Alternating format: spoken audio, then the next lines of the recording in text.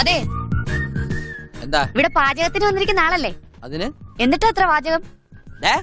ഇയാള് കലവറയിലെ കാര്യങ്ങൾ മാത്രം നോക്കിയാ മതി. കല്യാണ വീട്ടിലെ കാര്യസ്ഥനാവാൻ നോക്കണ്ട. ഇവിടെയുള്ള പെൺകുട്ടികളെ ഭരിക്കാനും വരണ്ട. മനസ്സിലായോ? അമ്മയോ? ഇവിടെ പറഞ്ഞ ഈ തെക്കേടത്ത് രാമൻകുട്ടി ഒരു കല്യാണം ഏറ്റെടുത്തിട്ടുണ്ടെങ്കിൽ അത് മൊത്തത്തിൽ ഭംഗിയാക്കണം എന്നുള്ളത് ഞങ്ങൾക്ക് നിർബന്ധമുള്ള ഒരു കാര്യമാണ്. അല്ലാതെ ഇവിടെ ഉണ്ടാക്കുന്ന സദ്യ മാത്രം ഗംഭീരായ പോരാ. ഇയാളെ കല്യാണം മൊത്തത്തിലും കോൺട്രാക്ട് എടുത്തിരിക്കുക. എന്താ സംശയം? പന്തല കസേര മേശ അലങ്കാര പണികൾ, illumination, light and sound with generator, ചെമ്പ്, വാർപ്പ്, ഉരുളി, മറ്റു പാത്രങ്ങൾ ഉൾപ്പെടെ 18 തരം കറികളും 2 പായസം അടങ്ങുന്ന ഗംഭീര സദ്യയും.